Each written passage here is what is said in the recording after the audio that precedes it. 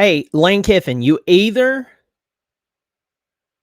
respect Ole Miss by committing to us right now and ending all of this Florida LSU speculation that you're going to go coach them next year for a record amount of money, or else we're going to fire you. Every time you think that maybe that's the craziest thing that you've ever heard, always remember that a lot of these administrations, I'm talking about at wholesale, give away their leverage all the time when an agent walks in there, and they'll sign a contract with a coach, giving them a massive buyout that takes away the incentive for that coach to actually win. So before you say that this is the dumbest thing that you've heard, or that this is crazy, or even clickbait, just go back to that fact. Go back to that fact that these people do this all the time. And so maybe Ole Miss, will they fire Lane Kiffin? But just because, principle. Now, I want to talk about Ole Miss football. Now, if you're an Ole Miss fan, I'm going to go ahead and tease some of this you're not going to like. Some of this you're going to be like, holy crap, this Clemson fan whose football team is quite terrible. You're right, by the way. You're right. We used to win. We don't win in Clemson anymore. We just don't. That's out of the equation. But I can tell you, I do know what winning looks like. And I'll tell you this, that consistently your team in the past many, many years, I mean, we'd have to go back to what? John Vaught, I think that's his name, back in 1959, back during that era where you were getting 10 wins and 9 wins consistently from that man. You would have to go all the way back to then for you to even scratch the surface of consistently being really good. I'm looking at your football history right now. Lane Kiffin took over in 2020. He was 5-5. That was a weird year. He went 10-3, 8-5, 11-2, 10-3, and right now he sits at 10-1.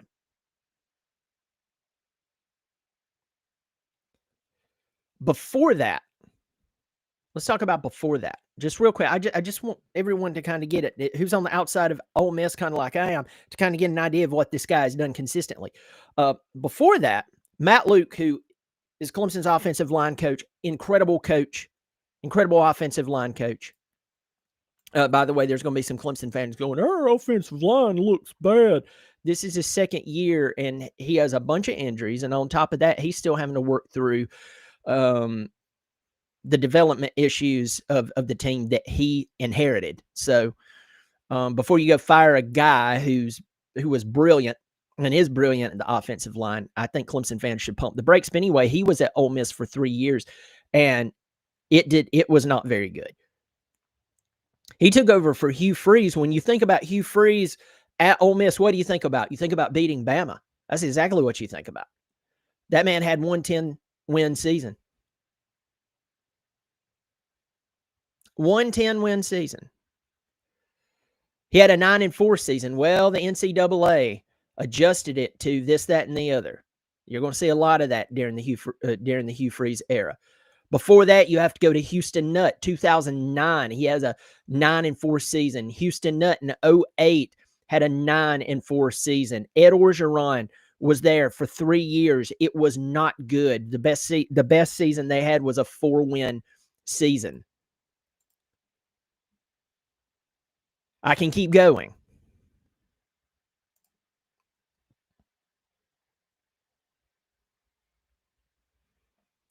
And I am going to keep going. David Cutcliffe was 10-3 in 2003. He had 3 consecutive 7-win seasons. Tommy Tuberville took over in 98. Tommy Tuberville took over in 95. Won 6 games, went 5-6, 8-4, 7-5. David Cutcliffe ended up taking over there. What am I doing here? Why am I going through all of this? Here's what I'm trying to set up here. I know that Ole Miss and their donors are getting irritated with Lane Kiffin. They're getting irritated that the guy will not just come out and say, hey, I just love Ole Miss with all my heart. But I just went through, and I'm going to count this live right here. One coach that had a 10-win season, another coach that had a 10-win season. All right, that's 2 10-win seasons in several years and multiple coaches. And this guy has given you 4 10-win seasons within 5 seasons. Now, Ole Miss, I know that you take pride in your school. I get it. I understand it. You have not had sustained success like this for, well, maybe ever. Ever. So the idea that Ole Miss would come in thumping their chest saying, hey, listen, we have donors that's demanding you give us an answer. We have donors that are irritated with you. We demand you tell us exactly what you're going to do, when you're going to do it, how you're going to do it, or else we're going to fire you. Folks, I'm going to tell you straight up. I don't think that Ole Miss historically can actually do that. Because, again, I am looking at your history. And your history says this is the best coach you've probably ever had. Until you go back to this John Vaught guy, which I'm unfamiliar with, but I mean, I'm looking at his record. He was there forever. I mean, this guy took over right over Hitler was overthrown in Germany in 1947, and he ran all the way into 1970. So this guy was around for many, many years. I'm looking, he took you to the Sugar Bowl. He took you to the Gator Bowl. You're going to have to go way back then. Yeah, you're going to have to go back to that point. And I'm just sitting here looking. I understand that a university wants to have some pride, but in football, this is the guy, other than this guy that I just talked about, that you'd have to go back, 55 years ago was his last season, to go after Lane Kiffin, who has consistently given you wins. And you may not like that, but that's the truth. Also, here's the thing, not taking shots at Lane.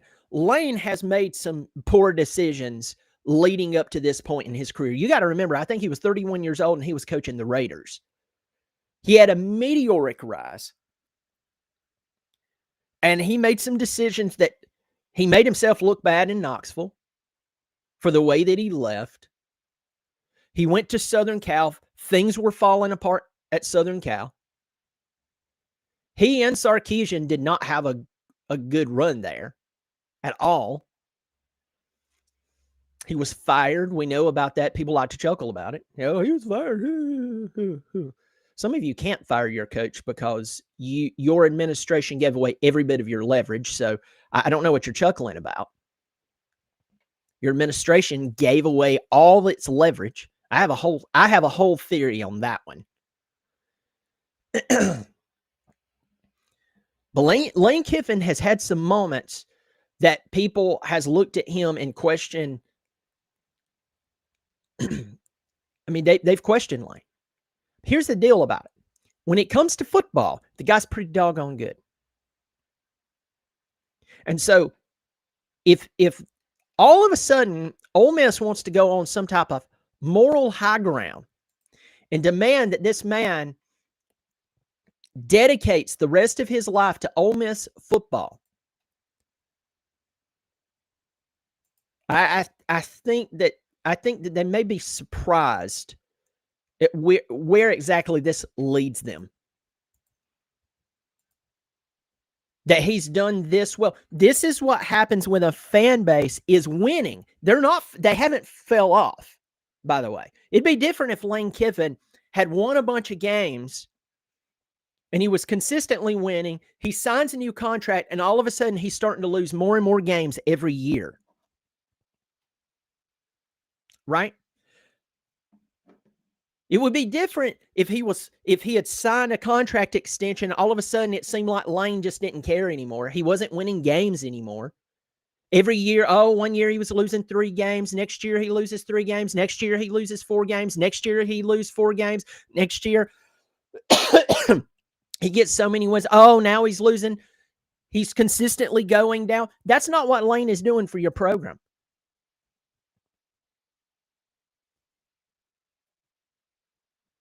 And I think Ole Miss needs to tread lightly with this one. The success, the confidence, everything that they have right now about their football program, Lane Kiffin gave it to them. I mean, again, I'm reading over the end results of your seasons for many, many years. This man is the one who has given you consistent success. Consistent. And other than that, and a man who coached for you from 1947 to 1970, no one has given you this much consistent success as this man. So I would be very careful. I would be very careful of ticking him off. Here's the other side of that. Are they taunting him because they already know he's leaving? Do they have someone on the inside at Florida who knows that they know that this man's already gone?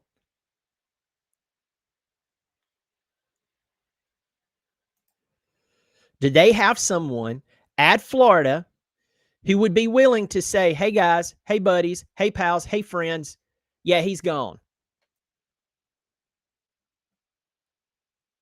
He's had a private meeting with someone. Well, why would we have a private meeting with someone? That doesn't make sense. Who's he meeting with? So with all of that said, and I say this trying to be respectful to the Ole Miss community, but I mean, I know that there's pressure being applied by different people, but I'm telling you, I would be trying to figure out how to keep the guy because he's the only one. It's funny when you lose a guy who is consistently winning and who is still winning. That's the key too. Again, I'm going to give this one more clear example. It's not like Lane was winning and now he's not winning. Lane is still winning. In fact, he's winning more. That's the point. Lane literally has you at the college football playoff right now, not as someone who, unless something crazy happens, not as someone who is going to get lucky to get in. No, he is literally driving your team into the college football playoff right now, and you're ready to smack at that hand. I just don't think this is going to end well. Maybe Ole Miss already knows that. Maybe they already know this one's over. He's gone. He's as good as gone, y'all. He is as good as gone. You know it. I know it. All God's children knows it. Maybe that's the case. Maybe that's what's went on here. We will see. Let me know in the comments section. Is Lane Kiffin, is he gone? Will they fire him? Will they fire him? Will he stay?